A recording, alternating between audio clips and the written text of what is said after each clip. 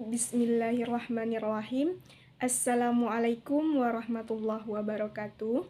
Baiklah, kami dari kelompok 12 yang beranggotakan yang pertama Gusliadi Reswandi Tambunan dengan nomor induk mahasiswa 120103 14124 dan saya sendiri Wafik Aziza dengan nomor induk mahasiswa 120103 26623. Di sini kami akan menjelaskan materi makalah kami yang berjudul Prinsip-prinsip manajemen kelas. Yang pertama, peraturan dan tata tertib kelas. Tata tertib adalah peraturan-peraturan yang telah disepakati oleh suatu lembaga yang harus ditaati oleh masyarakat. Apabila dilanggar, akan diberikan sanksi. Menurut Maisati, tata tertib dimaknai sebagai sebuah peraturan yang bersifat mengikat seseorang atau kelompok, bertujuan untuk mencapai keamanan, ketentraman orang tersebut atau sekelompok orang tersebut. Tata tertib juga memiliki sanksi bagi siapa yang melanggar dengan tujuan sebagai berikut. Yang pertama, agar tercipta keamanan, ketentraman dalam kelas. Yang kedua, agar individu mengetahui tanggung jawab, hak, dan kewajiban dalam kelas. Yang ketiga, agar individu mengetahui hal-hal yang diperolehkan dan tidak boleh dilakukan dalam kelas. Banyak peraturan atau tata tertib dalam kelas yang mungkin ditawarkan untuk ditetapkan sebagai peraturan tata tertib kelas. Sebagai contoh, yang pertama, menyalam guru di depan pintu kelas pada jam pelajaran pertama dan terakhir. Peraturan ini bertujuan untuk membangun etika siswa dan sebagai upaya menciptakan hubungan yang baik antar siswa dan guru. Yang kedua, mengangkat perangkat kelas atau ketua, bendahara, dan sekretaris. Pengangkatan perangkat kelas ini bertujuan sebagai koordinator dalam kelas. Yang ketiga, menggunakan bahasa yang sopan baik itu terhadap guru maupun siswa. Yang keempat, dilarang membawa handphone ke dalam kelas. Peraturan ini bertujuan mencegah memecahkan konsentrasi siswa saat belajar. Yang terakhir, yang kelima, membuat daftar piket kebersihan kelas. Peraturan ini bertujuan untuk membantu. Selanjutnya, yang akan disampaikan oleh rekan saya Gusliadi. Bismillahirrahmanirrahim. Baik, saya akan melanjutkan penjelasan poin selanjutnya, yaitu hubungan antara hak, kebutuhan siswa, dan tampilan guru dengan disiplin. Hubungan antara hak, kebutuhan siswa, dan tampilan guru dengan disiplin. Beberapa hak siswa yang penting dan yang perlu dijamin ialah: yang pertama, hak menyelesaikan pendidikan sebaik-baiknya. Yang kedua, hak persamaan kedudukan atau kebebasan dari diskriminasi dalam kelompok. Nah, yang ketiga, hak berekspresi secara pribadi.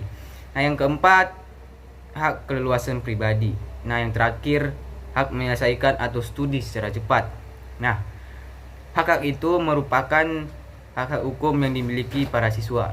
Dalam kaitan ini, guru harus berusaha menerapkan hak-hak perlu yang mereka dalam praktik-praktik disiplin, baik pada kebijakan sekolah maupun peraturan ataupun hukum.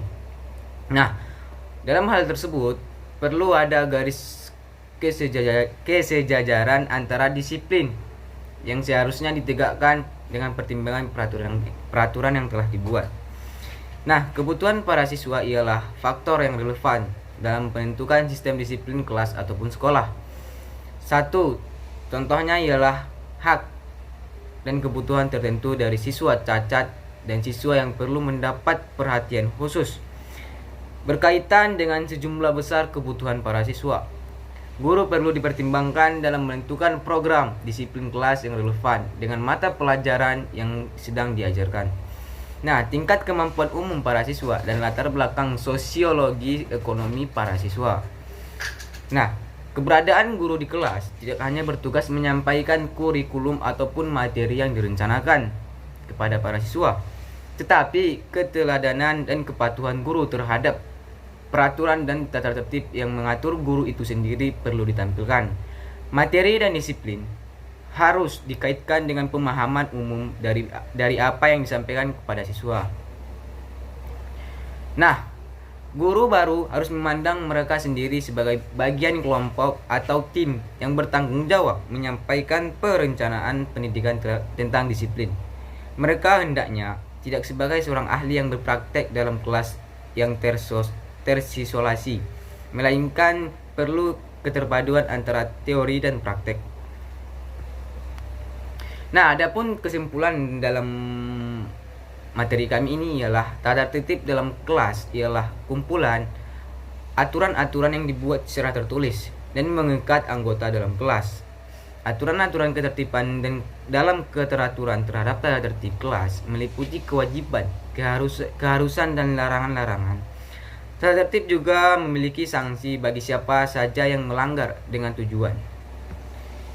Adapun pelanggaran dan tujuan itu ialah yang pertama agar tercipta keamanan, ketentraman dalam kelas. Yang kedua, agar individu mengetahui tanggung jawab, hak dan kewajiban yang dalam kelas. Nah, yang ketiga, agar individu mengetahui hal-hal yang diperbolehkan dan tidak boleh dilakukan dalam kelas.